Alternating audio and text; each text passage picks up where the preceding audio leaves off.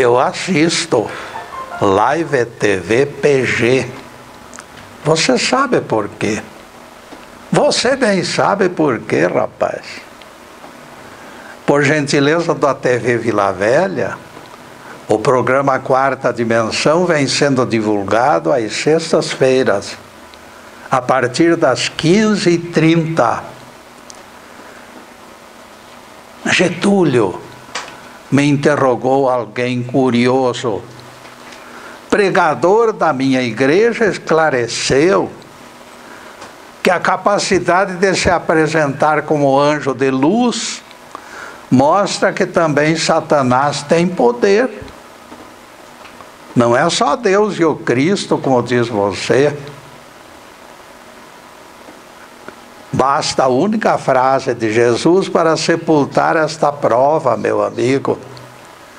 O mestre disse: todo o poder me foi entregue na terra e nos céus. Mateus 28, verso 18. Quando Jesus junta o vocábulo todo ao seu poder, completam-se 100%.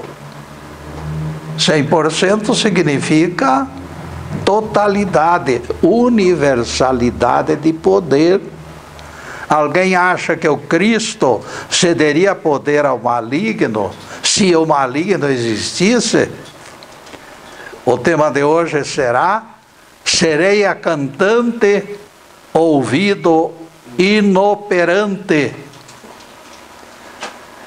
O ratão que cochilava no fundo do ninho ordenou que o rato filhote saísse pelas imediações em busca de comida.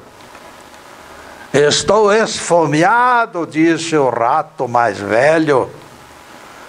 Recomendou cuidado com o que definiu nosso inimigo. Não demorou e o pobre ratinho voltou correndo, ofegante, se entregando ao abrigo confiável de mãe ratazana. Eu vi o perigoso inimigo, mamãe. É grande, todo cheio de penas, crista enorme, e ele não se cansa de repetir cocoricó. Nosso inimigo não é este, esclareceu o pai. O galo nem mesmo percebe que existimos. O ratinho readquiriu o fôlego, tomou coragem e saiu, lépido e fagueiro, em busca de alimento. Dali a pouco retornou apavorado outra vez. Estivera frente a frente com o inimigo dos ratos. Viu o demônio emitindo com cadenciado contorno, glu, glu, glu. Fazia enorme barulho e caminhava na minha direção. Este é o peru, filho. Também ele não faz mal aos ratos. Apesar de escandaloso e desengonçado, ele nunca foi nosso inimigo. O ratinho, confuso e temeroso, se afastou da toca pela terceira vez, em busca de alimento. De repente, escutou o barulho de alguém se aproximando. Este era tranquilo, mas tão tranquilo que o ratinho foi ao seu encontro sem medo. Caminhava com passos macios, em silêncio. Dali a pouco, meus amigos, aquela coisa, zaz, o gato abocanhou o ratinho numa fração de segundos. Esta fábula nos alerta para o grande perigo de confiarmos em lobos vestidos com peles de ovelhas. Infelizmente, poucos percebem o disfarce. Ninguém facilite com lobos e gatos. Ratinho e vovozinha podem desaparecer de um momento para outro. Infelizmente, a aparência tem sido exageradamente valorizada. O vigarista esperto ataca de terno e gravata. Causar boa impressão será meio caminho andado quando alguém deseja seduzir ou lograr incautos. A boa aparência facilita o estelionatário. Jesus foi implacável com estes refinados malandros. O mestre lhes disse sua opinião sobre eles, com todas as letras. Ai de vós, escribas e fariseus hipócritas, que sois semelhantes a sepulcros caiados, por fora formosos, por dentro podridão. Palavras de Jesus em Mateus 23, versículos 27 e 28. Sem qualquer dúvida, o nosso rabi falava com pessoas ligadas a cultos religiosos. Isto fica claro na censura contra maus sacerdotes. Ai de vós, escribas e fariseus hipócritas, que devorais os haveres das viúvas e dos órfãos, a pretexto de longas orações.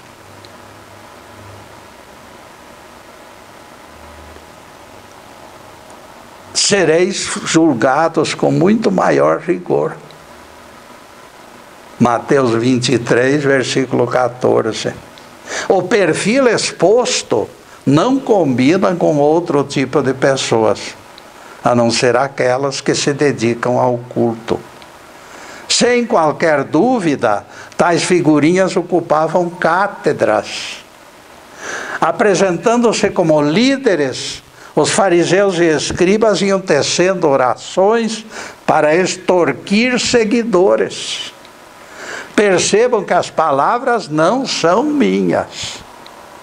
É Jesus condenando hipócritas travestidos de santos para enganar com eficiência e cara de pau.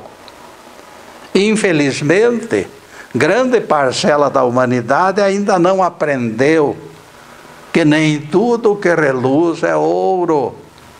Até no mundo espiritual proliferam entidades tentando ludibriar incautos. O apóstolo Paulo advertiu sobre essas investidas maldosas. Nossa luta, escreveu Paulo, não é contra a carne e o sangue. Nossa luta é contra os principados e potestades, contra forças espirituais nas regiões do firmamento, o entorno da Terra, o entorno de qualquer planeta. Efésios 6, versículo 12, está contido esse texto. Percebam que na advertência de Paulo, o perigo maior não se encontra entre homens de carne e osso. Existem registros de espíritos desencarnados que se materializaram com vestes e uniformes humanos. Nós encontramos narrativa de episódio desse tipo na biografia de santo canonizado pela Igreja Católica. Santo Onofre, se vocês preferirem. O escritor Essa de Queiroz narrou este episódio da vida de Onofre. Certa noite, legionários romanos apareceram na caverna do monge penitente Onofre. Liteira enfeitada de plumas balançava nos ombros de escravos. Fidalgo, envolvido em túnicas de alto preço, desembarcou da liteira e perguntou: será deste recanto que o santo eremita Onofre espalhe a luminosidade para o resto do mundo. O solidário perplexo, ofuscado por centenas de tochas acesas, gaguejou desenchabido: Onofre, servo do Senhor, aqui vive, respondeu ele. Arrepanhando as pregas de sua vasta túnica, o fidalgo caminhou para o solitário com lentidão e majestade. Onofre, exclamou com estudada malícia, a nomeada dos jejuns e da tua santidade, transpôs o deserto e chegou a Roma. Por isso estou aqui em nome de Honórios, imperador. Glória a César, glória a César, glória a César, gritaram os soldados em ruidoso estribilho. Onofre recuou assustado, sem saber o que fazer. O dito emissário do imperador continuou discursando: vou direto ao assunto, Onofre. Honórios, imperador, quer conhecer a lei nova que tu ensinas. Mas quem seria capaz de transmiti-la ao imperador? Somente tu, Onofre. Pela pureza perfeita, atingiste a verdade perfeita. Em Roma, viverás no palácio de César. Tu mesmo, com tuas mãos, lacrarás os templos pagãos, entregarás ao teu Deus Roma e o mundo. E neste Roma e o mundo, caríssimos, nós vamos fazer a primeira interrupção no programa para os comerciais do canal. Mas é um instantinho só. Daqui a pouco estaremos de volta.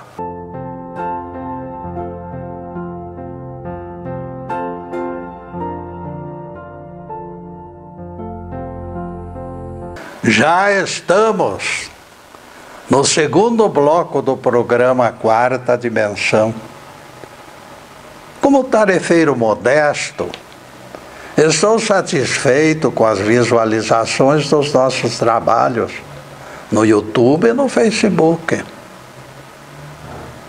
Afinal, milhares de amigos já nos prestigiaram no conjunto da obra, visualizando palestras, e nós agradecemos. O importante é que os acessos continuam crescendo. A gravação é feita nos estúdios Fernando Martins e também palestras anteriores podem ser assistidas pelo Facebook Live TV PG. Todas elas clamam pela atenção e divulgação de vocês.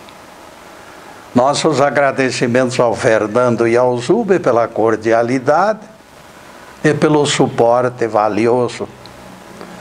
As nossas palestras são definidas como quarta dimensão. Atente para este detalhe quando procurá-las no Facebook Live TV PG. E agora voltaremos ao tema: sereia cantante, ouvido inoperante. Excessos de louvações, meus amigos, é o perigo das sereias. Elas perturbaram o raciocínio de Onofre. O eremita se retraiu amedrontado diante de tanto elogio. Percebendo o efeito produzido, o estranho ergueu o tom de voz: que oportunidade, Onofre! Não podes avaliar o alcance desta preferência de César? O que não fez Paulo, nem Orígenes, nem Atanásio, nem Gregório, tu o farás. Bastará falares ao ouvido do imperador e o mundo inteiro se tornará cristão. Tremendo de terror divino, Onofre perguntou: e o imperador? O que pensa o imperador?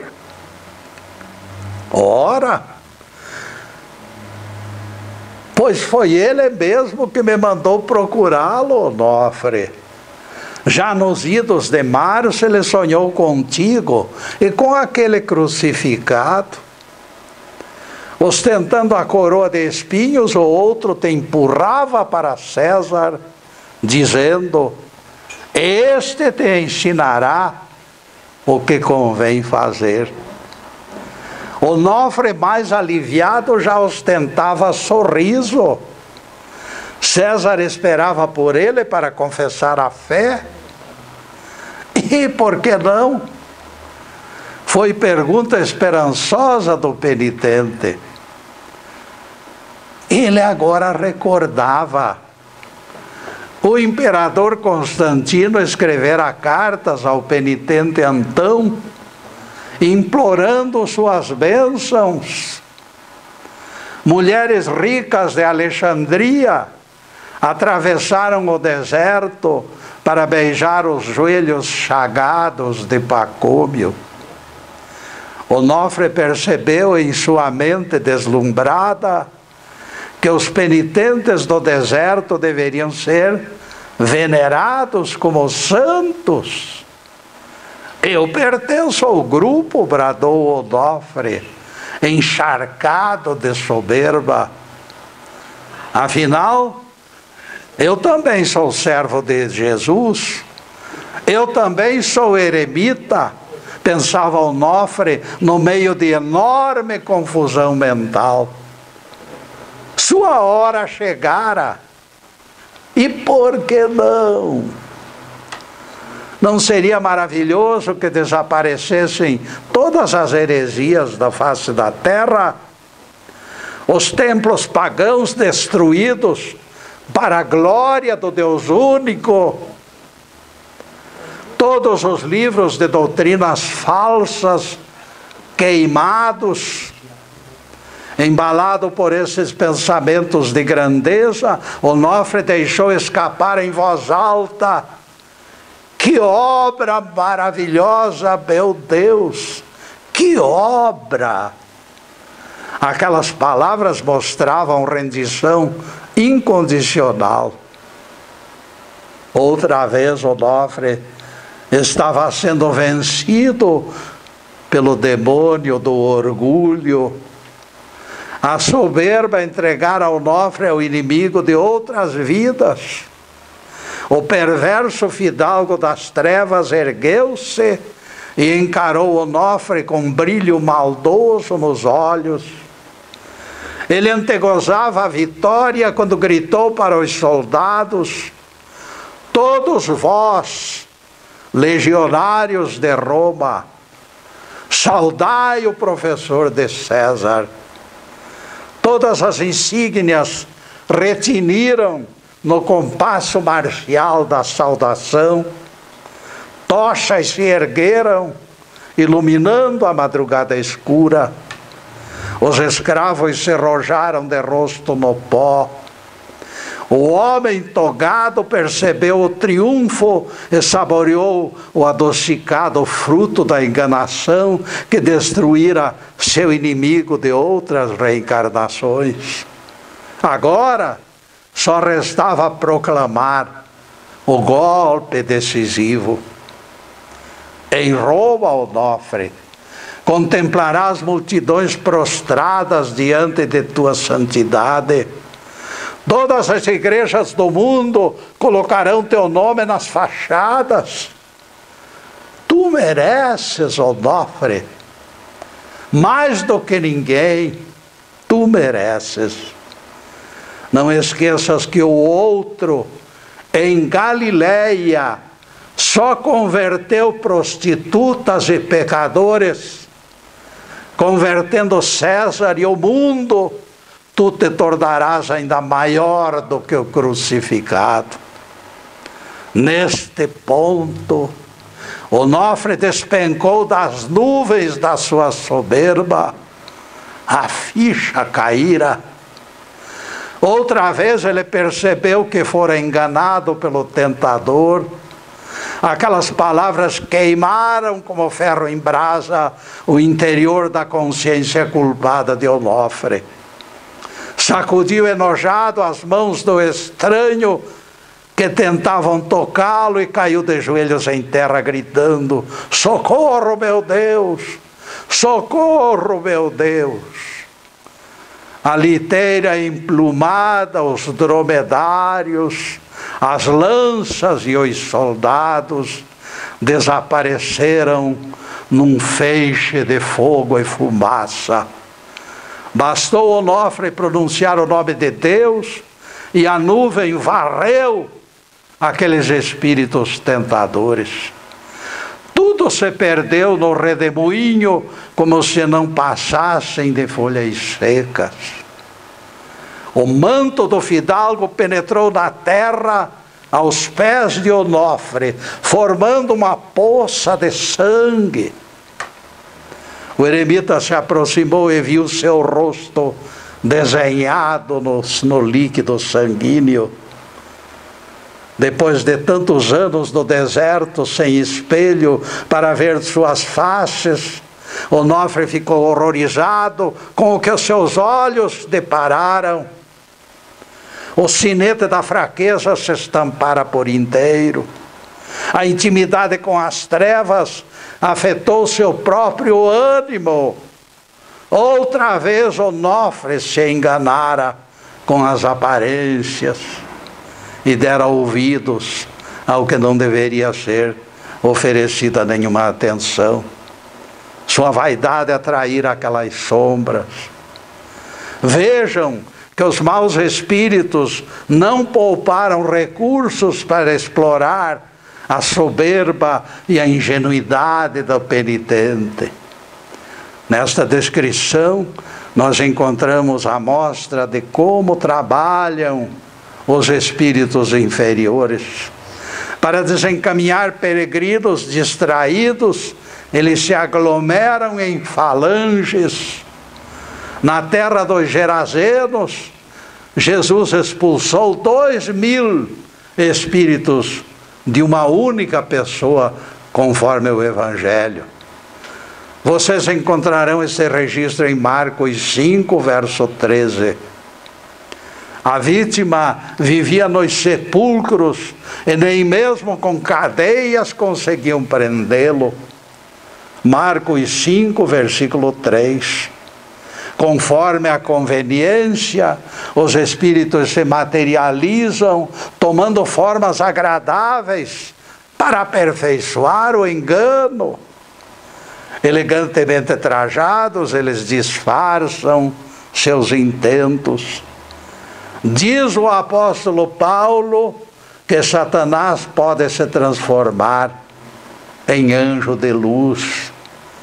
2 Coríntios 11, 14. Veja o estratagema para enganar os outros. Na abordagem de Onofre, as falanges formaram um exército treinado para impressioná-lo. Vejam que o trabalho de Onofre foi exaltado com elogios. O alcance da missão foi desenhado com perfeição. Onofre e o imperador Honórios viajariam juntos no mesmo carro, aclamados por milhões de convertidos. Sucesso tão grande transformou a mente singela de Onofre. E neste ponto, amigos, nós vamos fazer outra pequena interrupção no programa para os comerciais do canal. Mas é um instantinho só. Daqui a pouco estaremos de volta. Obrigado.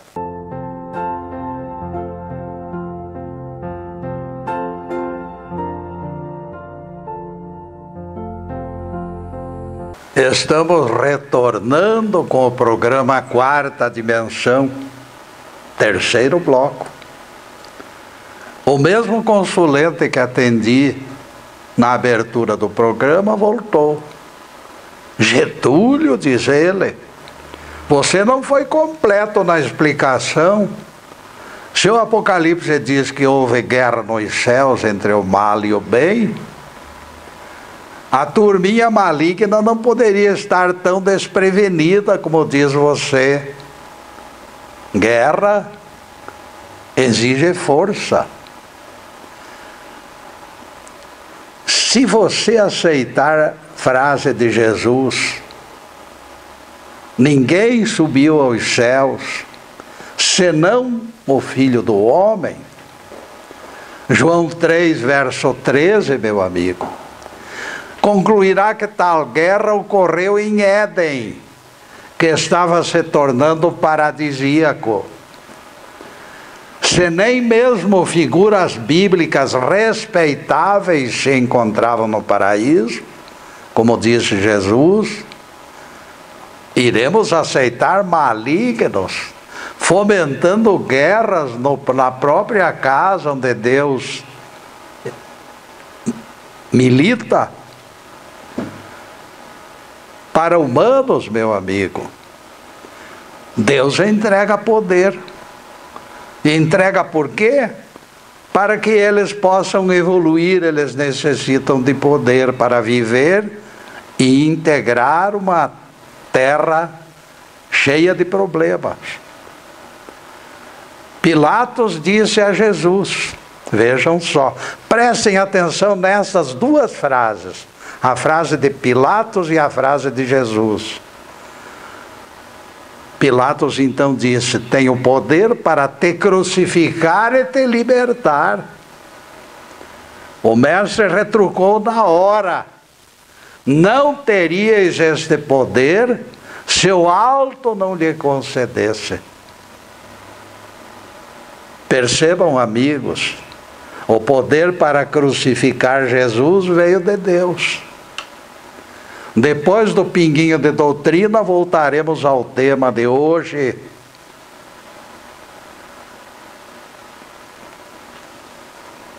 O maligno pisou na bola quando escandalizou Onofre, denegrindo a figura de Jesus.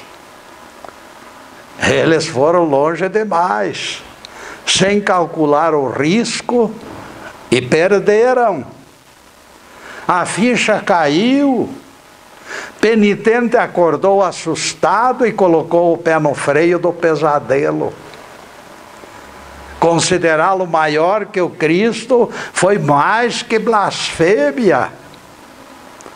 Aquilo mostrou que todas aquelas entidades haviam desencarnado com ódio nos corações, dispostas a fazer tudo para obstruir a justiça e a verdade. Encheram tanto a bola de Onofre que a bola terminou explodindo. Percebam o perigo dessas entidades que desencarnam sem acerto de contas. Invisíveis, elas se tornam ainda mais perigosas. Elas usam as fraquezas humanas como degraus, e haja vingança, e haja violências, e haja perfídias. Elas são tão implacáveis que jamais desistem dos seus intentos malévolos. Existem espíritos misturando doutrinas falsas no meio de cartilhas manuseadas por adolescentes. Médiuns de boa fé, infelizmente, engolem coisas execráveis. Há muita pedra falsa por aí, sendo vendida como joia. Precisamos redobrar os cuidados. Orai e vigiai, foi recomendação direta de Jesus. Já li obras edificantes que infelizmente me decepcionaram nas linhas de avaliação final. É aquilo que o apóstolo João nos diz em sua primeira carta: amados, não deis créditos a qualquer espírito, Antes provai se eles procedem de Deus. 1 João 4, verso 1. Vejam que já nos primeiros séculos do cristianismo, mistificadores procuravam demover os próprios cristãos. Nem tudo que reluz é ouro, amigos. 99% de coisas proveitosas podem esconder 1% de puro veneno. O Evangelho fala de joio misturado ao trigo. Em matéria de cautela, nada excede a saga de Elefanta-Guia, cuja história eu li a Lures. A manada se encontrava diante de ponte. A Elefanta-Guia experimentou a estrutura pisando fortemente com uma das patas dianteiras, bem de leve. Depois colocou a outra pata. Em seguida ela deu meia volta e saltou sobre a ponte com as duas patas traseiras. Cautelosamente ela permaneceu meio corpo fora do perigo. Somente depois ela permitiu o avanço dos demais. A Elefanta-Guia mostrou responsabilidade. Sede prudentes como as serpentes, foi a ordem de Jesus, Mateus 10, verso 16. Na irresponsabilidade crescente em que nós vivemos, será importante conservar a antena ligada. Na filosofia, na política e especialmente nas religiões, será indispensável dobrada moderação. Histórias celebrando crimes valorizam banditismo. Dia 4 de maio de 2013, eu escutei pregador de evangelho numa rede de televisão, elogiando o rei Davi pela morte de Golias.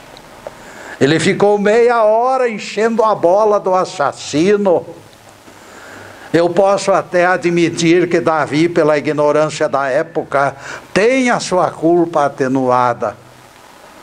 Não concordo, porém, que pregador cristão considere assassinato de qualquer pessoa como algo elogiável. Terá este pregador leviano esquecido que Jesus recomendou perdoar os inimigos? Eu ainda sigo adiante. Se tais pregadores insensatos que apadrinham terroristas estão por aí, meus amigos, o mundo está em perigo. Se aquele rei, por motivos religiosos, assassinou Golias, e isto vem sendo elogiado, tais pregadores incentivam os Davis modernos. A mocidade fica à mercê dos deploráveis exemplos. De Bíblia nas mãos, eles sugerem que matar alguém é algo heróico. Certa vez alguém virou o telescópio no rumo da lua e acabou enxergando uma coisa inacreditável. Lá! Rinoceronte se encontrava no satélite da Terra e ele viu no telescópio. Venham ver, baita fera está caminhando no solo lunar. Eu estou vendo com absoluta clareza. Alguém chegou mais perto e descobriu o mistério. Na lente do telescópio caminhava tranquilo um besouro, um besourinho inocente. Colhido pela lente do telescópio, o besouro terminara confundido com o rinoceronte. Pregadores modernos estão de tal forma desatentos à não violência de Jesus, que à revelia dele criaram exceções à regra. Os grandes da Bíblia podem matar. No entanto, eles se intitulam teólogos, meus amigos. Que tragédia! A ignorância pode nos conduzir a situações constrangedoras. e também vexatórias. Valerá procurar fundos falsos que escondem a verdade.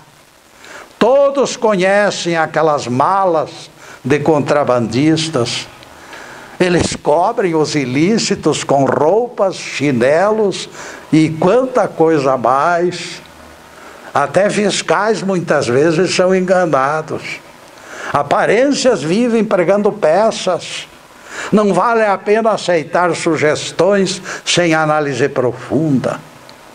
Em Viena, meus amigos, um rapaz chamado Davi Kirsch recebeu estranha oferta de casamento. O sogro permitiria que ele vivesse 10 anos em sua casa. Ele oferecia ainda mesada de 1000 coroas. 10 anos numa boa, sem gastar nada. Mas isso é inacreditável, foi a conclusão de Davi Kirsch. E ainda por cima a mesada. Isto parece sonho. A noiva Raquel, belíssima mulher, sogro rico, não havia dúvida.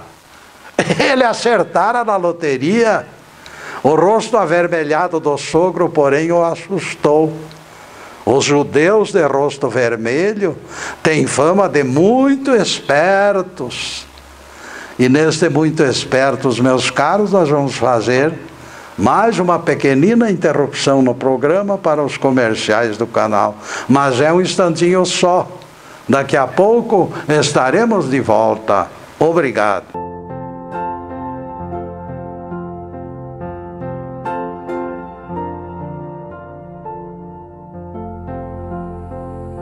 Além do Quarta Dimensão, o Facebook Live TV Ponta Grossa transmite outros programas com firme propósito de agradar telespectadores.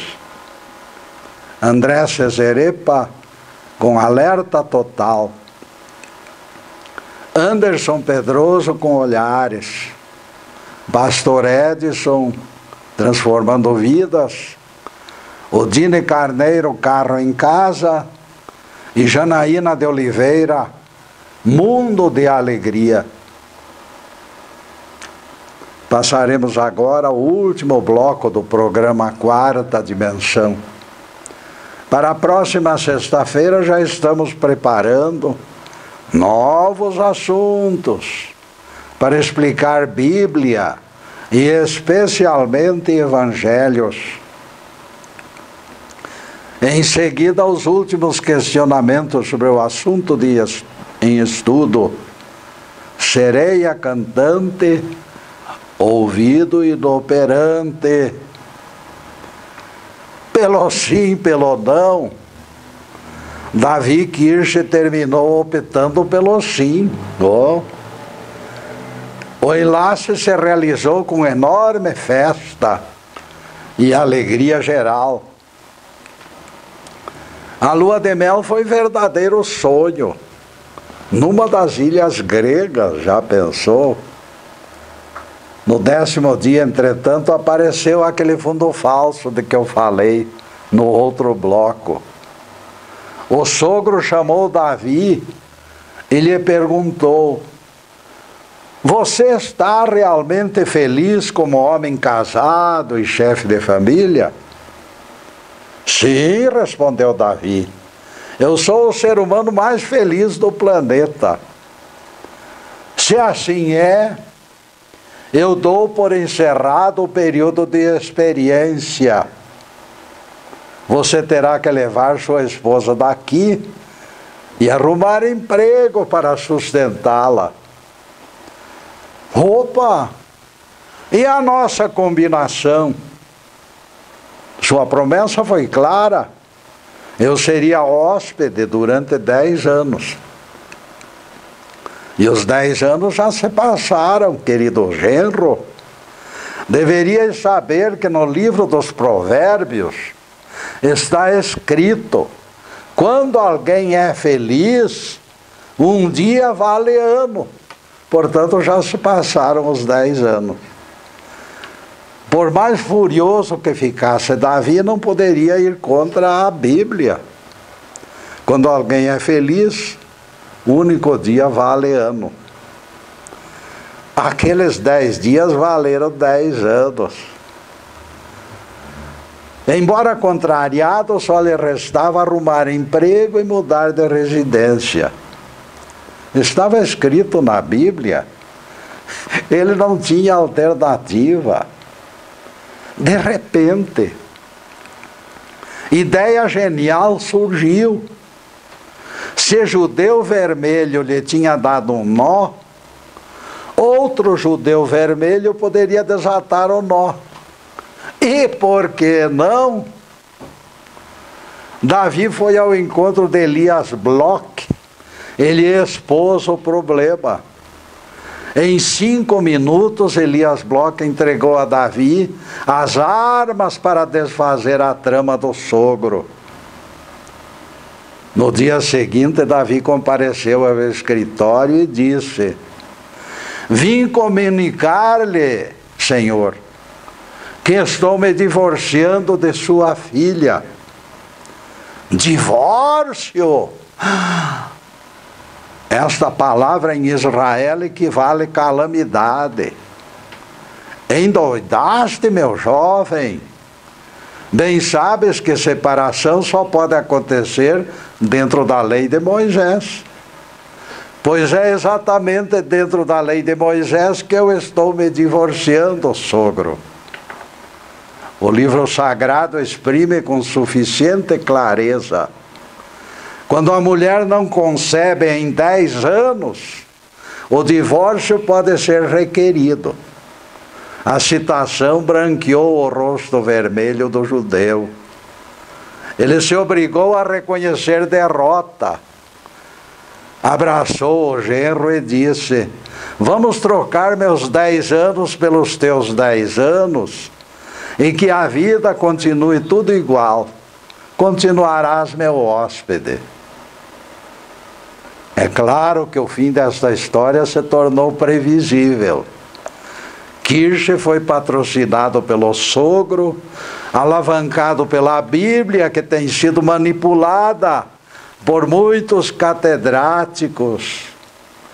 Interesseiros colecionam traduções para escolhas de frases diferenciadas, retocando doutrinas insustentáveis. Hoje, eles usam este tradutor. Amanhã optam por outros e vão conduzindo tudo no vai da valsa da enganação. Simples mudança de vírgula muda o significado da frase. E eles abusam do expediente. O humorista José Vasconcelos se queixava que mesmo portugueses da Ilha da Madeira, como dizem os portugueses, se perdiam no diálogo com patrícios. Expressões idiomáticas toldavam a clareza das conversas. O exemplo fornecido por José Vasconcelos nos leva a conjecturar sobre o abismo que nos separa das primeiras Bíblias que foram feitas no mundo. Milhares ou talvez milhões de anos atrás, os primeiros textos foram escritos. Em sã consciência, meus amigos, eu pergunto para vocês, considerando as expressões idiomáticas agregadas durante todo este tempo, seria alguém capaz de traduzi-las com acerto? A dificuldade permitiu puxar brasas para a sua sardinha, e tradutores pouco éticos são escolhidos por pregadores interesseiros. Ninguém é capaz de monitorar o complicado esquema, mesmo se aprofundando nos idiomas antigos, pois as obscuridades continuarão. Elas se instalam e se modificam pela evolução do pensamento dos homens. Dificilmente algum brasileiro de agora entenderia Cabral, Pedro Álvares Cabral. Deixo para trás este assunto e embarco noutro. A malícia impera entre biblistas e não me resta tempo a perder. Dia deste, certo defensor da proibição de imagens disse: para fins artísticos, Deus permite que se fabriquem imagens. Para fins artísticos, ele não deixou de repisar. A proibição ocorre quando as esculturas se destinam ao culto, disse o dito cujo. Eu usarei apenas a cobra de Moisés para desfazer esta inverdade.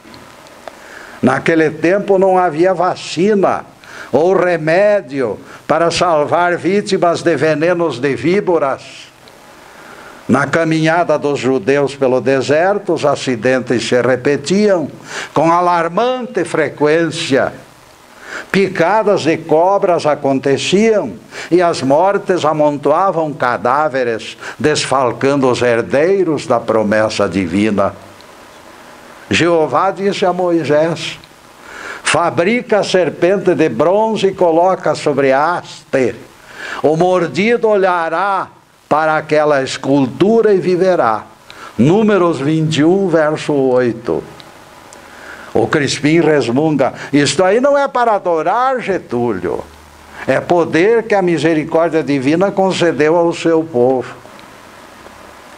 Eu não entendo, Crispim. Como o teu fanatismo te deixou tão cego e tão sem raciocínio. Alguém é mordido por cobra venenosa e vai morrer. Ele olha para a imagem da serpente abrasadora e de imediato é curado. Simples olhar, Crispim. E eu lhe pergunto: será que o homem curado se afastará dali sem adorar a milagrosa escultura? Será que alguém vai ser tão ingrato a este ponto? Eu acredito que não somente ele, mas toda a sua família conservará exemplar da serpente de bronze para culto em sua casa. Pelas leis de autêntico cristianismo, resta ainda o fato de que precisamos manifestar gratidão por benefícios recebidos. Se aquela entidade recebeu poder divino para favorecer os mortais, não vejo o menor sentido que saduceu moderno a menospreze.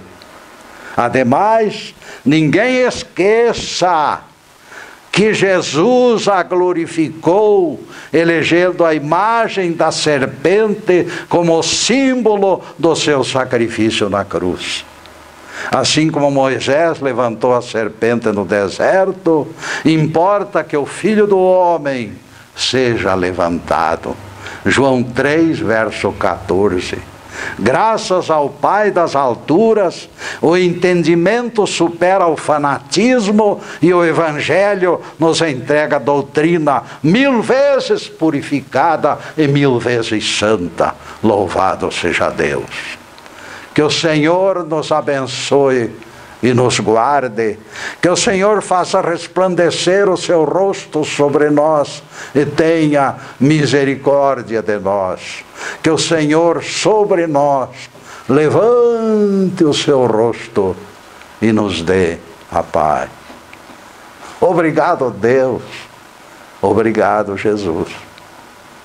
E para vocês, amigos, além desta câmera, nós pedimos ao Pai Celestial, ao nosso querido Jesus, que derrame suas bênçãos sobre todos vocês, as famílias também, que derrame suas bênçãos de paz, de harmonia, de segurança, de saúde, de tudo que existe de bom, mas acima de tudo, meus caros, amor no coração. Muito obrigado, meus queridos irmãos, e boa noite.